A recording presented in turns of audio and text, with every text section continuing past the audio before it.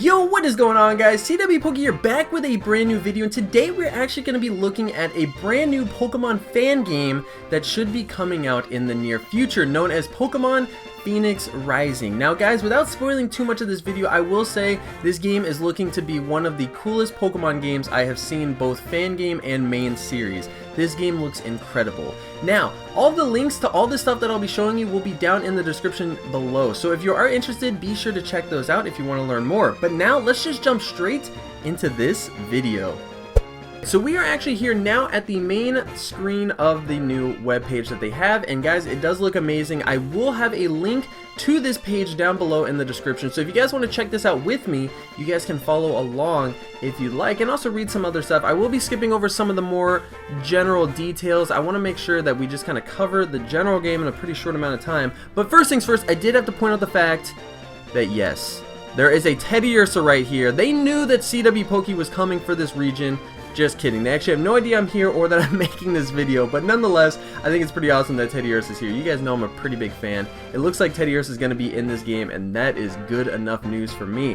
But jokes aside, let's go down a little bit more that we're going to learn about this project. These are some of the finer details here. Again, this is kind of the stuff that I will be skipping over. If you guys are interested in the technical stuff, you guys will be able to find it here. But let's talk about some of the juicier details, and that is the story. Now, story in Pokemon is kind of a 50-50 thing. Normally not the most emphasized topic in the games, but it looks like Phoenix Rising story is actually going to be pretty important, and it's going to be based on a war-torn nation known as Hawthorne. Now, it looks like the general kind of consensus of what's happening at the start of this game is that there was a council of oracles that were formed hundreds of years ago after a war happened and kind of, you know, just tore apart the region. Now, it looks like they have become complacent and detached. Their integrity is challenged by a family led by a man who calls himself king, claiming to have descended from royal blood.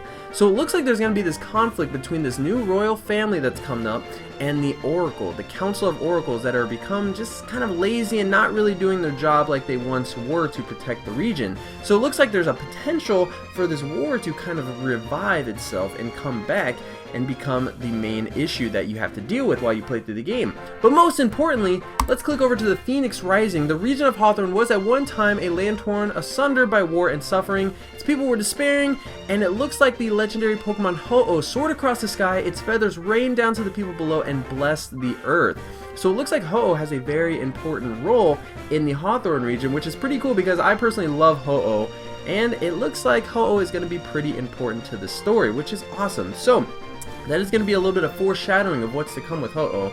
But nonetheless, there are two other little categories here. I will let you guys click those if you are interested. And we're just going to go down to the screenshots. Now, what's really cool about this game is, if you notice, it does kind of take the old school approach of going back to, I believe this is more of like a Heart Gold Soul Silver approach. It looks like some of these character sprites are from Heart Gold Soul Silver. But if you guys notice here, it looks like your Pokemon do follow you again, which is pretty incredible because that is one of the things I see personally most people ask for. Every time it comes up to a new Pokemon game that's getting released, everyone is asking, but what about Pokemon following you? Will they follow you? Will they follow you? I want them to follow you again. Heart Gold Soul Silver was the only game that really did that in its fullest, and it looks like Phoenix Rising is trying to match that as well, which is pretty amazing. And it also is basically using the Gen 4 visual engine, which is my personal favorite. Me personally, Heart Gold Soul Silver was the peak of the series. I love the new Pokemon games as they are, but Heart Gold Soul Silver to me is just they're visually beautiful games. And if you guys, I mean, look at this region, look at the clarity, look at the color, it totally looks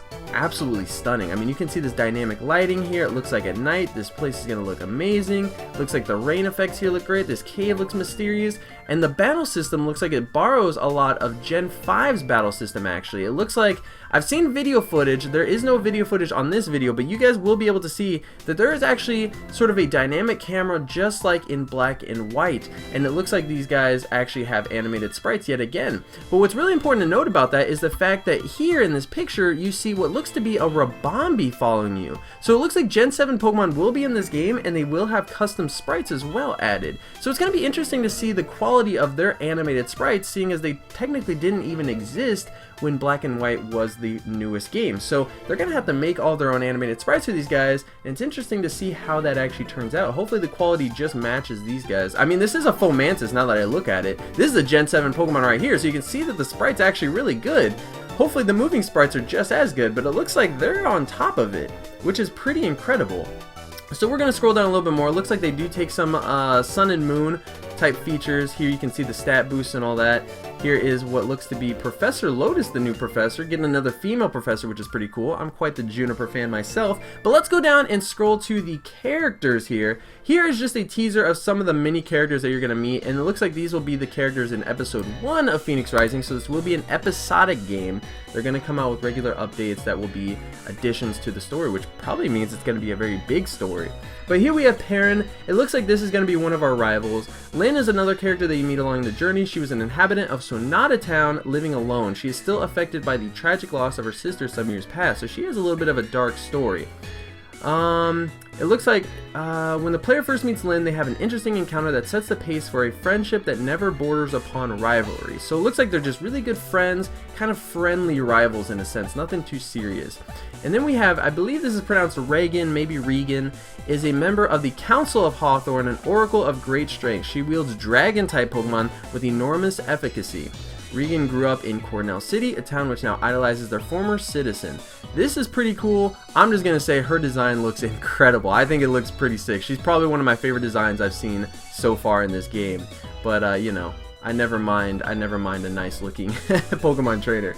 But now let's go down to the features. Continuing on, it looks like they're going to have some pretty amazing stuff. First things first that stood out to me is character customization. You will be able to customize your character, which is pretty amazing. But here they have skill trees. Now if you look at the picture, you can see it's pretty hard to see. They're pretty tiny, but here's a little thing that says EXP. Here's a +1. This looks like a Pokemon egg, and here's a Pokeball. So it looks like you'll be able to actually unlock these talents, and they'll give you perks during the game, which is pretty cool because they can fit your playstyle. So if you're someone who really loves to breed Pokemon, maybe you can get a talent that'll make it easier to hatch eggs. If you like training your team, maybe you can get a 10% bonus to XP. I'm not entirely sure if this is how skill trees will work, but it sounds like that is the case, and that is a really clever feature. That is something that I have never really seen in a Pokemon game, and it's a really smart idea.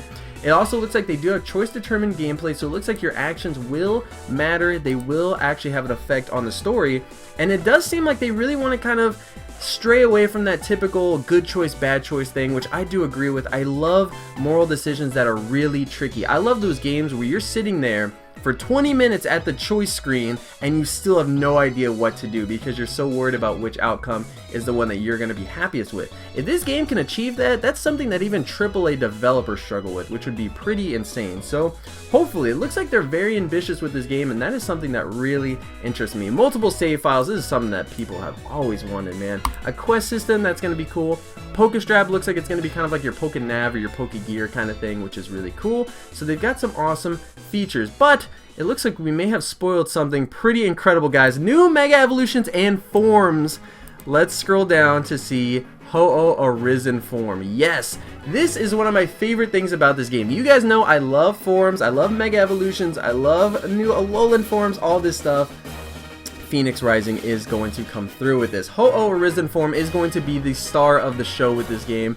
Probably one of my favorite fan art. I've actually wanted to, if I haven't already, I've wanted to feature this form several times before in past videos. But guys, Mega Flygon, one of the most requested Mega Evolutions ever, is going to be here. Mega Frostlass, Mega Arcanine, Mega Starmie, and Mega Lilligant. These guys all look absolutely incredible. I'm excited to be able to play with these guys in that game. The designs look amazing. I like Mega Starmies personally and Mega Arcanines. I do think they turned out really, really good. Mega Starmies is just, oh man, that's just a cool concept in general.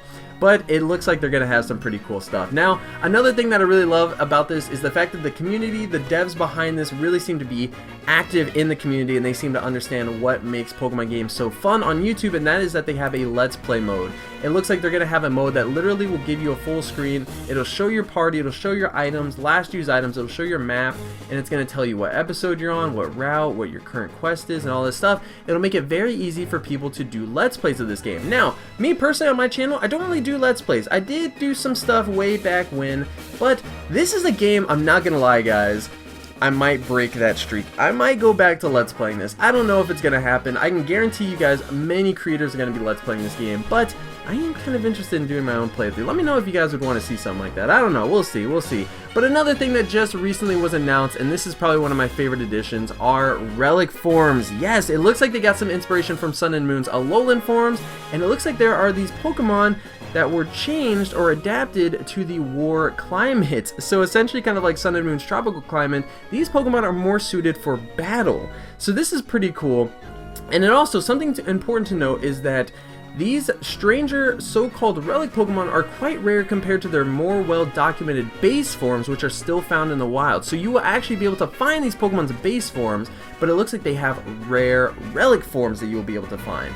And if we scroll down, oh my gosh, you guys can see these designs look incredible. Relic Ambipom, I almost said Mega Ambipom because I feel like it could be one. Relic Ambipom is a fighting type. Relic Roserade is a fairy and fighting type, completely ditching the grass and poison. Relic Ladybug with the fairy steel. Flabebe is a ghost fairy type. Relic Coughing looks incredible and it is now fire steel. Relic Tentacool is a water psychic. Now, I don't know about you guys, but these are some of the coolest forms I have ever seen. They top many Alolan forms for that matter. This game is looking downright incredible. Personally, guys, I'm pretty big. I'm a big stickler when it comes to fan games. When it comes to fan games, I want to see them go all out. I want to see full polish. And this game, I'm not going to lie, has me more excited than Ultra Sun and Ultra Moon 2. Now, or I said 2, but they're just Ultra Sun and Ultra Moon. Don't get me wrong, I am excited for those games, but this game, even though it is a fan game, almost looks like it could be an official game. I don't see any real signs of this game looking unpolished. Like, oh man, you know, they were kind of lazy here or not very creative here. This game looks stunning. It looks absolutely amazing, and I could see this being a real game, and that is what has me so interested in this project. So hopefully you guys enjoy. This is just kind of a quick sneak peek at this game. It looks like they want to have a demo out by 2017, so this year they are going to try and have that demo out. This game has been something I've been following for a couple years now. It's been a long time in development. Hopefully they do hold up on that and the demo will be out soon. But guys, thank you so much for watching. Hopefully you guys did enjoy. If you did enjoy, be sure to smash that like button, subscribe for more if you have not already, and let me know, what is your favorite thing about this game so far, and do you guys think you are going to play it? Let me know. Personally, guys, I don't know, but this guy right here has me pretty hyped. Anyways, guys, thank you so much for watching. I will see you guys in the next video. Peace out.